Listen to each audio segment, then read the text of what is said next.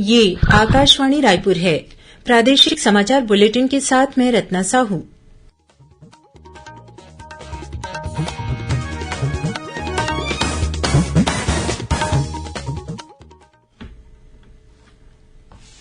और अब पेश है आज के मुख्य समाचार।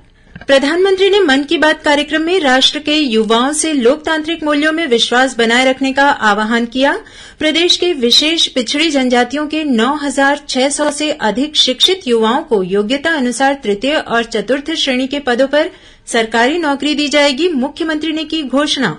विश्वविद्यालय अनुदान आयोग ने राष्ट्रीय पात्रता परीक्षा नेट 2022 की तिथियां घोषित की और मौसम विभाग ने आगामी 24 घंटों के दौरान प्रदेश में 1-2 स्थानों पर आकाशीय बिजली गिरने और भारी वर्षा होने की चेतावनी दी।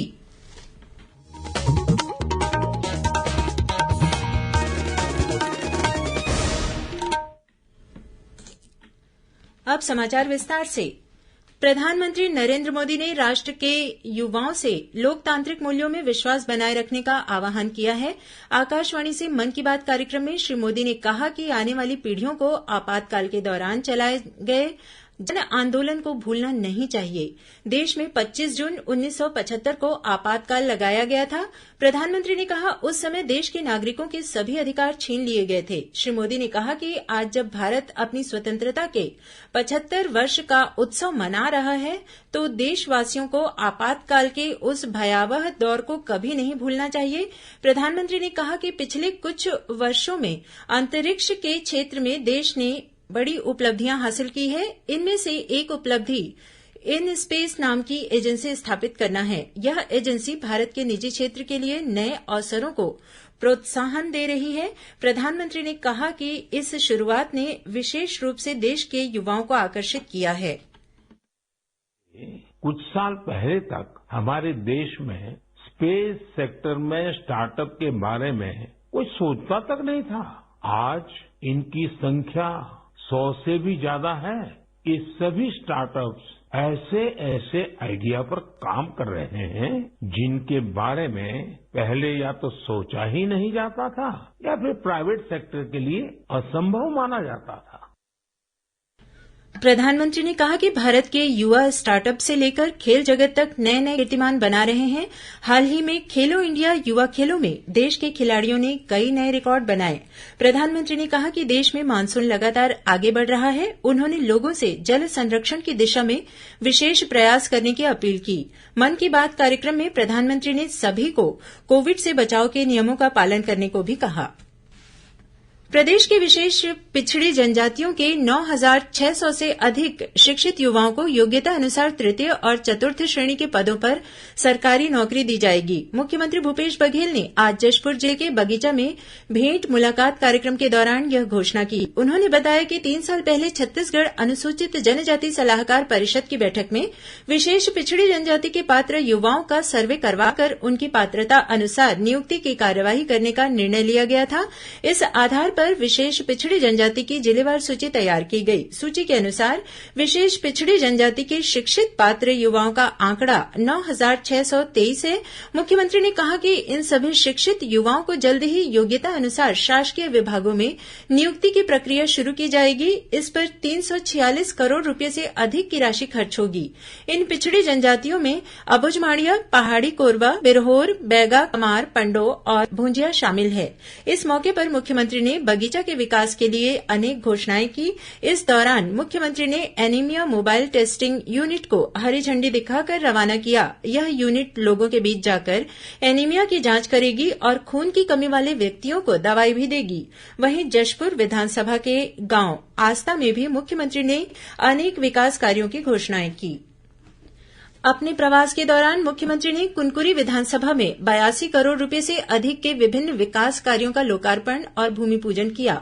इस दौरान मुख्यमंत्री ने कुनकुरी में जिला अधिकारियों की समीक्षा बैठक ली और सरकारी योजनाओं का लाभ अंतिम व्यक्ति तक पहुंचाने के निर्देश दिए। बैठक में मुख्यमंत्री ने राजस्व प्रकरणों की समीक्षा करते हुए लंबित प्रकरणों का निराकरण समय सीमा में करने और अभियान चलाकर लोगों का जाति प्रमाण पत्र बनाने के लिए कहा। इससे पहले कुनकुरी में पत्रकारों से चर्चा करते हुए मुख्यमंत्री ने कहा कि छत्तीसगढ़ पहले नक्सलगढ़ के नाम से जाना जाता था, लेकिन अब राम वनगमन पर्यटन परिपथ, देवगुड़ी आदिवासी नृत्य महोत्सव जैसे आयोजनों और पर्यटन स्थलों को बढ़ावा देने से छत्तीसगढ़ की एक नई पहचान बनी है। उन्होंने कहा कि राज्य में रोजगार के क्षेत्र में निरंतर काम हो रहा है। बिजली बिल हाफ योजना का लाभ लोगों को मिल रहा है। उद्योग के लिए स्थानीय जनता को निर्णय लेना होगा। उन्होंने कहा कि राजस्व विभाग से संबंधित शिकायतों को भी जल्द दूर किया जाएगा।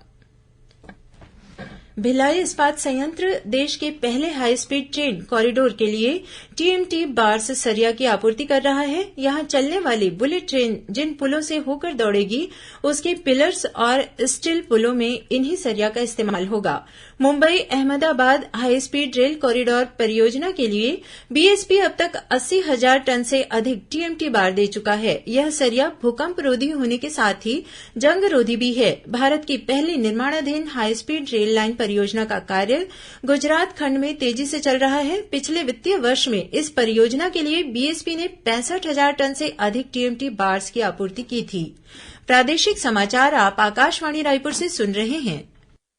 छत्तीसगढ़ की खबरों से है आपका वास्ता और खबरों की विश्वसनीयता से है हमारा वास्ता। आकाशवाणी समाचार रायपुर के प्रादेशिक समाचार बुलेटिन के साथ ही हमारे समसामयिक कार्यक्रम आप रेडियो के अलावा अपने मोबाइल पर भी सुन सकते हैं। आकाशवाणी समाचार फेसबुक, ट्विटर और यूट्यूब पर भी उपलब्ध है। हमारा Facebook page Chhattisgarh news on AIR, Twitter handle CGAIR news और हमारा यूट्यूब चैनल है छत्तीसगढ़ AIR न्यूज। तो अब रेडियो के साथ ही आपके मोबाइल के जरिए भी हम पहुंच रहे हैं आप तक। छत्तीसगढ़ की हर खबर के लिए सुनते रहिए आकाशवाणी समाचार।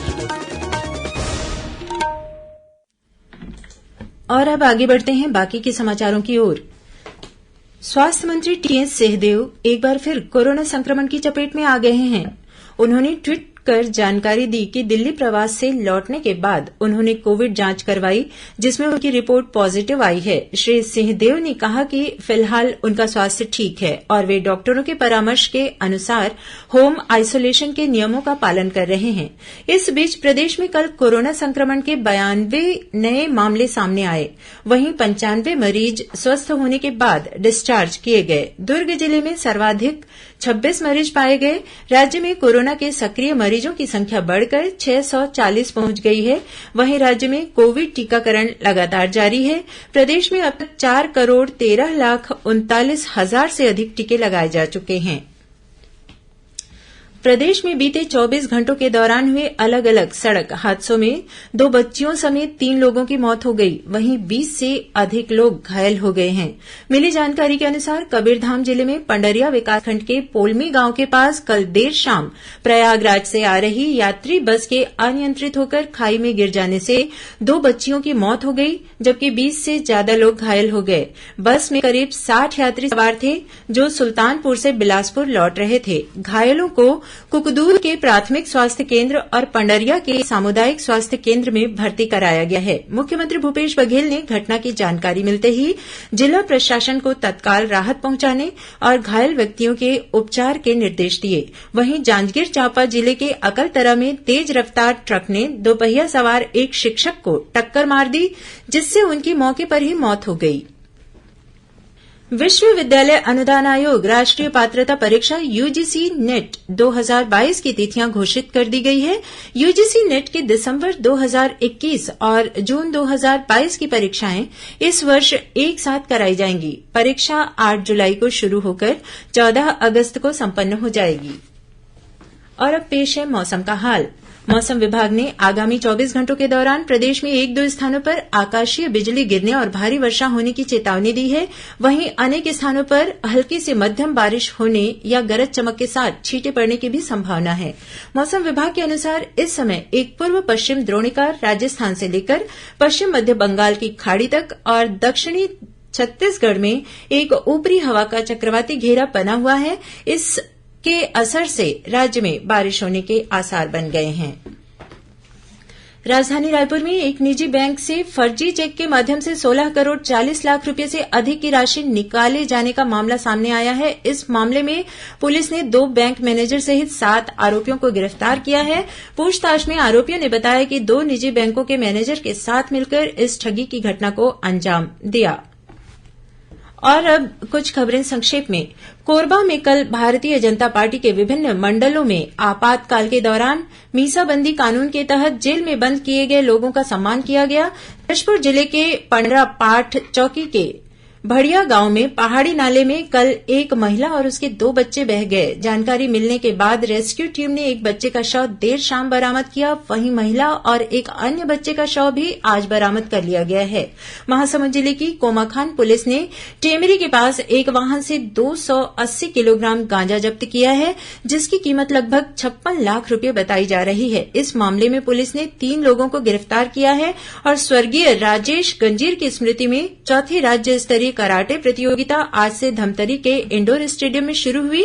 इस स्पर्धा में दुर्ग, बिलासपुर, भिलाई, बेमेतरा, रायपुर और राजनांदगांव के खिलाड़ी भाग ले रहे हैं। अंत में मुख्य समाचार एक बार फिर। प्रधानमंत्री ने मन की बात कार्यक्रम में राष्ट्र के युवाओं से लोकतांत्रिक मूल्यों में विश्वास बनाए रखने का आह्वान किया। प्रदेश के विशेष पिछड़ी जनजातियों के 9,600 से अधिक शिक्षित युवाओं को योग्यता अनुसार तृतीय और चतुर्थ श्रेणी के पदों पर सरकारी नौकरी दी जाएगी। मुख्यमंत्री ने की घोषणा।